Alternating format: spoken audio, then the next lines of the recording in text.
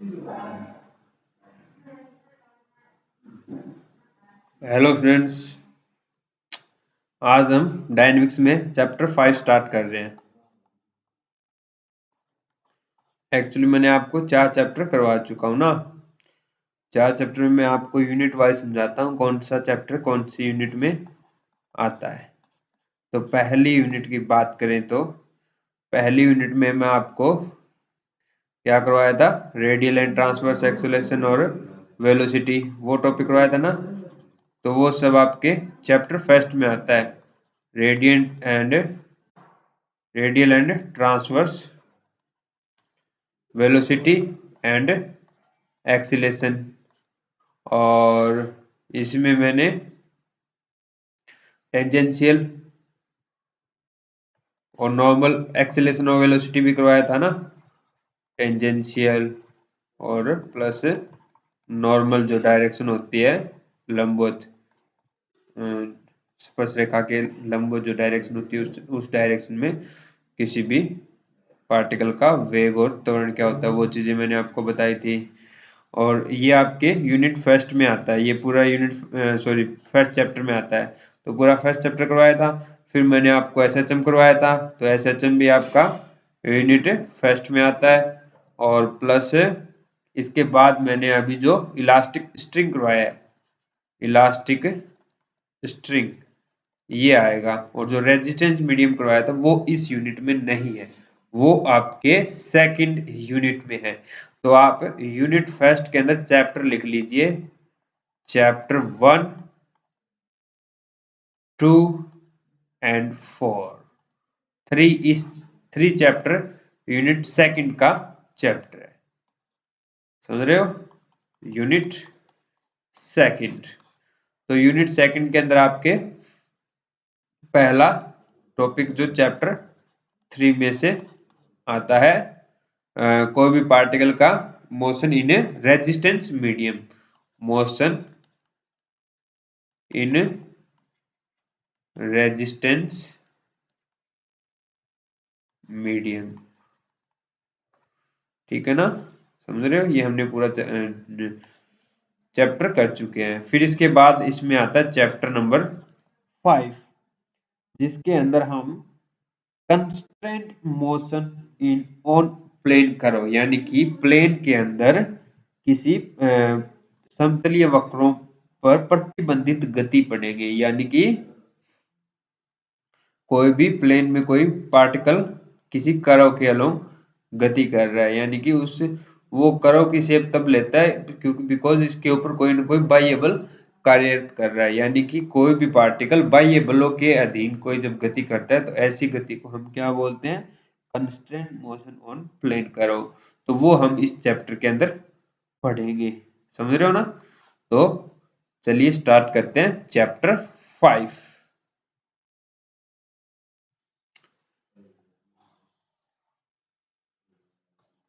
Chapter 5, समतलीय वक्रों पर प्रतिबंधित गति। समतलीय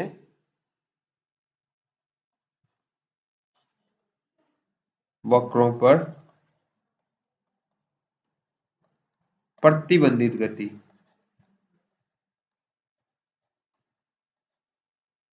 प्रतिबंधित गति।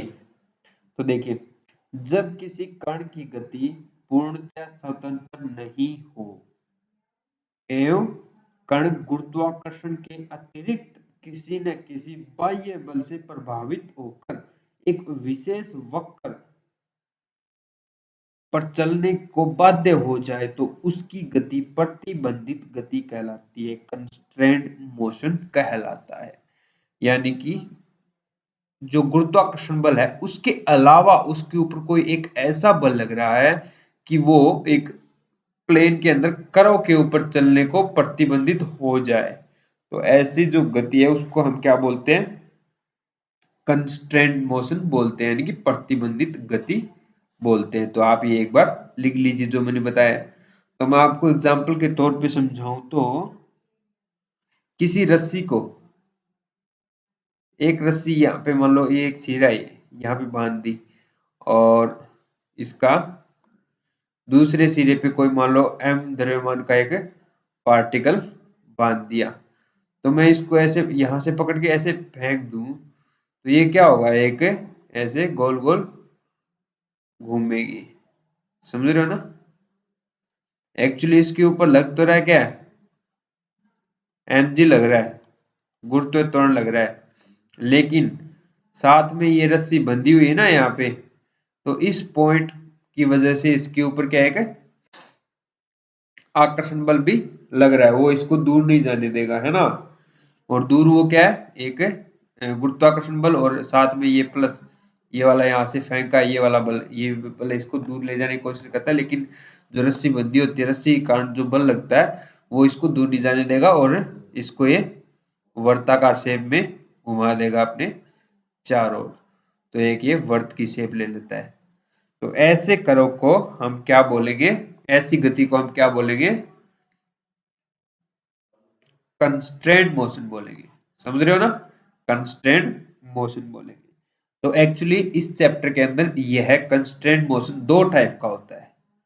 पहला जो टाइप है वो है सर्कुलर मोशन। क्या? Circular motion. सर्कुलर मोशन यानी कि वर्चुअल गति, यानी कि वर्तुल गति। वर्तुल वर्तुल गति का मतलब इसमें ना एक सर्कल होगा, उसके अराउंड, उसके अंदर या उसके बाहर, उसके जैसे, मतलब जैसे ये यहाँ पे सर्कल है, ऐसे गति होगी ना, उसको हम सर्कुलर मोशन बोलेंगे। ठीक है। और सेकंड क्या है, साइक्लोइडल। साइक्लोइडल साइक्लोइडल मोशन, या फिर इसको हम बोलते हैं चक्रज गति, चक्रजीय गति। ये भी मैं आपको डिटेल से समझाऊंगा। चक्रजीय गति। ठीक है। तो इस चैप्टर में हम ये दो टाइप के पढ़ेंगे, एक तो सर्कुलर मोशन और दूसरा है साइक्लोइडल मोशन। इन दोनों को हम डिटेल से कवर करेंगे स्टेप बाय स्टेप। तो सबसे पहले इन दोनों को पढ़ने से पहले हम एक जनरल डेरिवेशन पढ़ते हैं। तो वो जनरल डेरिवेशन देखो क्या है।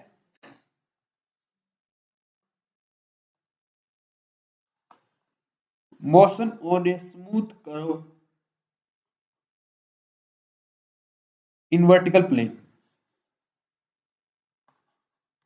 Motion on a smooth curve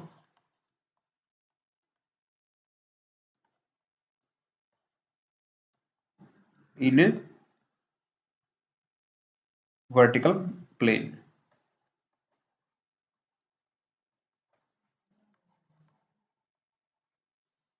ठीक है।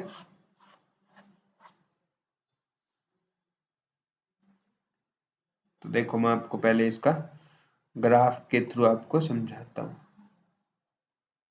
ये तो हमारा एक वर्टिकल प्लेन हो गया, यानी कि दीवार, मान लो एक खड़ी दीवार है। ठीक है। तो यहाँ पे मान लो कोई पार्टिकल है, यहाँ ए पॉइंट से चला और किसी वक्र के अनुदिश इस वजह से गति कर रहा है। किसी पॉइंट पी पे हम उसके कण की गति का अध्ययन करेंगे। मान लो कोई पॉइंट पी है। ठीक है। तो इस पी पे मैं एक स्पर्श रेखा खींचूंगा।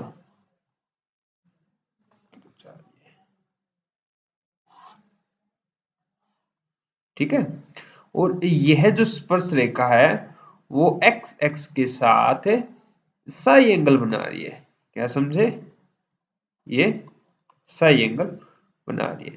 प्लस मैं इसके लंबवत अभिलंबिक रेखा खींचूंगा, जिसका मैं कोऑर्डिनेट दे दिया r।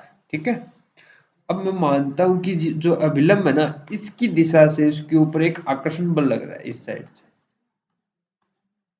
इस साइड इसके ऊपर क्या लग रहा है, आकर्षण बल लग रहा है, जिसकी वजह से ये इधर मुड़ रही है। ये जो हमारा कर्व है ना, वो इस साइड मुड़ रहा है। समझ रहे हो? ठीक है। अब हम इसके गति का अध्ययन करेंगे। ठीक है। अब पॉइंट पी है, इसके ऊपर एक स्पर्श रेखा लग रही है, तो स्पर्श रेखीय बल क्या होगा? टेंजेंशियल एक्सीलेशन, टेंजेंशियल, टेंजेंट के अनुदिश जो मतलब वो क्या होगा, ये मान लो एक्स एक्स है और ये वाई एक्सिस है, ठीक है। अभी मुझे ये बताओ, टेंजेंशियल एक्सीलरेशन एक्चुअली हमने पढ़ा हुआ है, सिंपल होता है D square x upon d t square, इसको हम टेंजेंशियल एक्सीलरेशन बोलते हैं, ठीक है। तो यहाँ पे हम यूज करेंगे एस, यानी कि चाप की लंबाई, ए से लेके पी तक जो चाप की लंबाई है उसको मैं एस से डिनोट करता हूँ। तो यहाँ पे हम ना एक्स की जगह क्या यूज करेंगे, एस यूज करेंगे, विस्थापन है ना, वो क्या यूज करेंगे, एस यूज करेंगे, ठीक है। तो अब यहाँ पे मैं लिख दूंगा एस, एस हो गया। तो ये हमारा त्वरण है। हमें क्या चाहिए, इस स्पर्श रेखा के अनुदिश बल के घटक चाहिए। अब यहाँ पे नोट करने वाली बात यह है कि इस पार्टिकल के ऊपर एक गुरुत्वाकर्षण बल भी लग रहा है mg, ठीक है। ओके, तो अभी देखो इसके जो त्वरण है, इसके घटक देखो, ये वाला एंगल तो क्या है, जो स्पर्श रेखा है वो एक्स एक्स के साथ साई एंगल बना रही है, तो जो एक्स एक्स की डायरेक्शन में जो घटक होगा वो तो होगा एक्स कोस साई, और प्लस जो वाई एक्स की डायरेक्शन में जो घटक होगा वो होगा वाई साइन साई। ये चीज आपकी जनरल थिंग है कि एक्स एक्स की डायरेक्शन में क्या घटक होता है, वाई वाई एक्स की डायरेक्शन में क्या घटक होता है। ये आप यहाँ से ट्रायंगल बना के निकाल सकते हैं ऐसे, यहाँ ट्रायंगल हो गया। तो ये क्या है, बेस, और ये क्या है, परपेंडिकुलर, सॉरी हाइपोटेनियस। तो क्या होता है, बेस बाय हाइपोटेनियस क्या होता है, कोस होता है, यानी कि कोस साई, यानी कि perpendicular sorry hypotenuse is equal to sorry sorry sorry hypotenuse क्या है,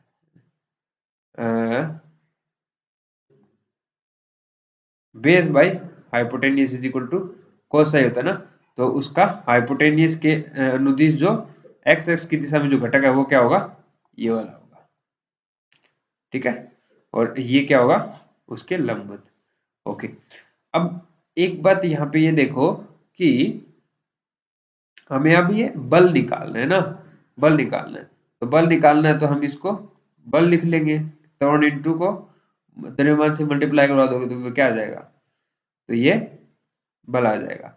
और यहाँ पे देखो आ, ये तो क्या है, एक्स कोस साई तो क्या था, एक्स एक्स की दिशा में बल का घटक, और वाई साइन से क्या था, एक्स एक्स के लंबवत दिशा में वाई का घटक, सॉरी पार्टिकल का जो बल लग रहा है उसका घटक। अभी देखो एक्स एक्स की दिशा में तो कोई भी बल नहीं लग रहा, उसके लंबवत लग रहा है, यानी कि वाई एक्सिस का घटक जो है ना, उसके लंबवत जो घटक है बल का, उसके ऊपर लग रहा है mg। तो एक्स एक्स वाले को तो कर दो जीरो, और इसको y की जगह क्या रख दो, माइनस mg बल लग रहा है, और साइन साई। तो ये एक अपने पास समीकरण आ गई, ठीक है। क्या, m d square s upon d t square is equal to minus mg sine psi. अब हम अभिलंब की दिशा में वेग का घटक निकालेंगे, अभिलंब की दिशा में,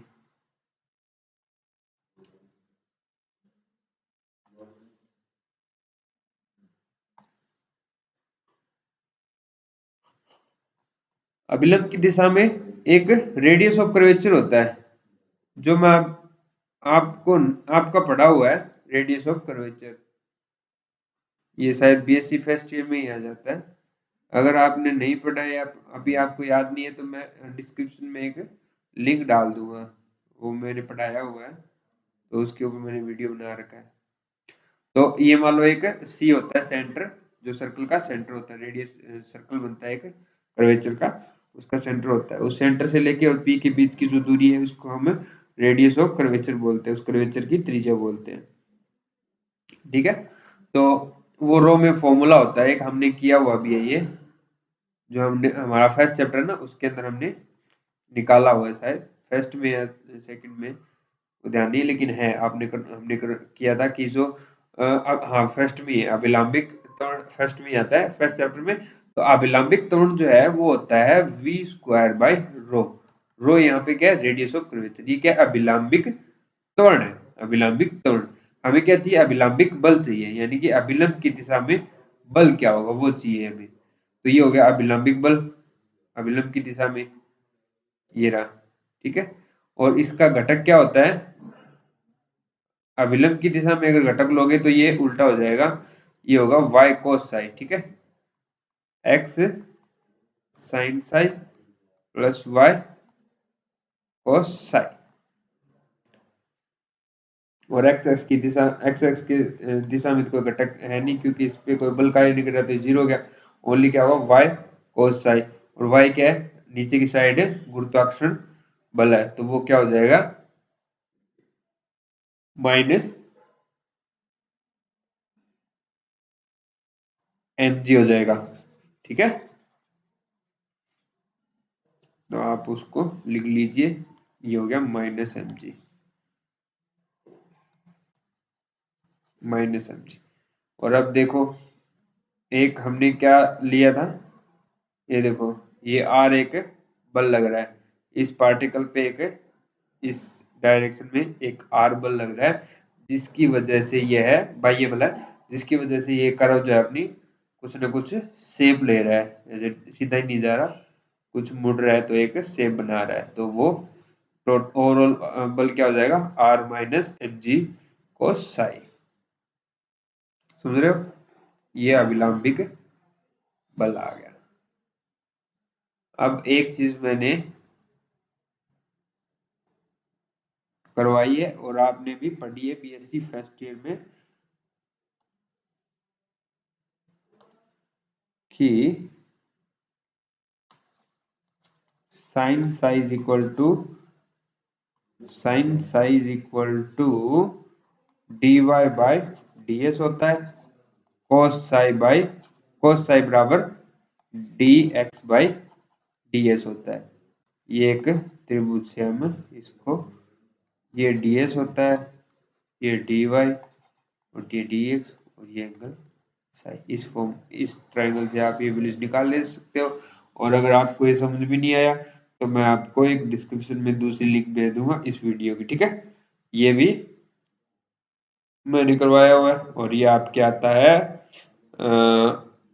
फर्स्ट चैप्टर होता है आपका बीएससी फर्स्ट ईयर में, बुक है डिफरेंशियल इक्वेशन, उसका ये फर्स्ट चैप्टर है, उसके अंदर ये आता है आर्क ऑफ लेंथ। ये जो डीएस है ना, ये डीएस तो क्या होती है, आर्क ऑफ लेंथ है, और ये उसका मतलब, इसको हम ये सिर्फ लिख सकते हैं डीएस बाई डी वाई, तो ये मतलब एस का वाई के रिस्पेक्ट में डेरिवेटिव, यानी कि आर्क ऑफ लेंथ का डेरिवेटिव है, derivative of arc of length, ये वाला, ठीक है। सिमिलरली ये एक्स के रिस्पेक्ट में, ऊपर वाला वाई के रिस्पेक्ट में, ठीक है ना। तो ये वहां से आता है, ओके। तो अब इसको आप इनमें पुट कर लीजिए और सोल्व कर लीजिए।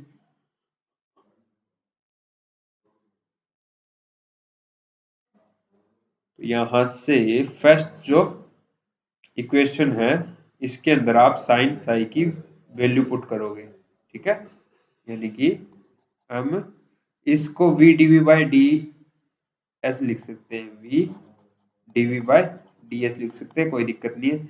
ये हो गया minus m g sine psi, मतलब d y by d s से डी एस काट दो और इसका इंटीग्रेशन कर दो,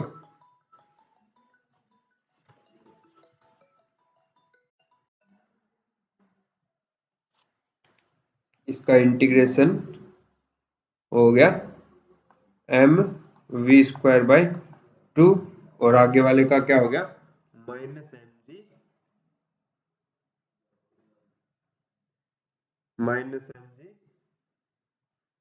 Y, minus m g y, और प्लस कोई कांस्टेंट सी आएगा। अभी देखो, मैंने आपको बताया नहीं था, लेकिन आप यहाँ पे नोट कर लीजिए।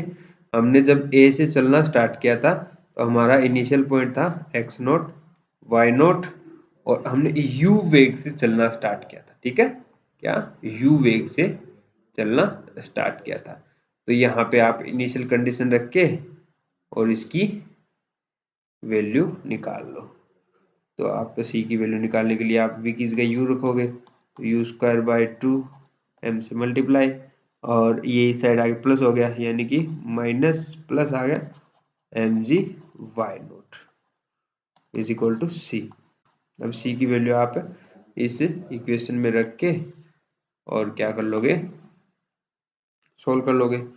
तो m बाय 2 इधर आ गया, वी स्क्वायर, और ये देखो ये प्लस है सी की वैल्यू, लेकिन ये इस साइड u इस साइड आएगा तो नेगेटिव हो जाएगा, यानी कि u square is equal to m g common आ गया, और वाई नॉट पॉजिटिव है माइनस वाई। ये हमारे पास समीकरण आ गई। ठीक है, एक समीकरण ये होगी और एक समीकरण ये होगी। तो जो आपको मतलब क्वेश्चन में जो गिवन हो, मान लो आपसे बोल दे कि ये उसके ऊपर आर लग रहा है, ये रो लग रहा है, तो ये रो की वैल्यू पता हो और आर की वैल्यू पता हो, साई की वैल्यू पता हो, और आपसे बी पूछे तो ऐसे फॉर्मूले से निकाल सकते हो, और अदरवाइज ये वाला नीचे वाला फॉर्मूला यूज कर सकते हो, ये वाला। ठीक है, और ये वाला फॉर्मूला बताता है, ये वाला फॉर्मूला बोलता है कि यदि ये ऊर्जा समीकरण होता है, ठीक है, जो दर्शाती है कि गतिज ऊर्जा में उत्पन्न परिवर्तन बाह्य बलों द्वारा किए गए कुल कार्य के बराबर है। इस समीकरण की सहायता से किसी बिंदु पर वेग लिखने के लिए लिख सकते हैं। ओके, तो ये था एक छोटा सा टॉपिक। ये ज्यादा, इससे ज्यादा जो हेल्पफुल होगा ना, ये मैंने जनरल आपको करवाया है। आगे इसके बेस पे दो डेरिवेशन करेंगे हम, एक तो सर्कुलर मोशन है ना, सर्कुलर मोशन, और दूसरा क्या होगा, साइक्लोइडल। तो वो दोनों हमें पढ़ेंगे। ठीक है, तो आज के लिए इतना ही। नेक्स्ट क्लास में देखते हैं कुछ इंटरेस्टिंग चीजें और कुछ एग्जांपल्स करेंगे, तो उससे आपको बेटर समझ में आएगा। Thank you.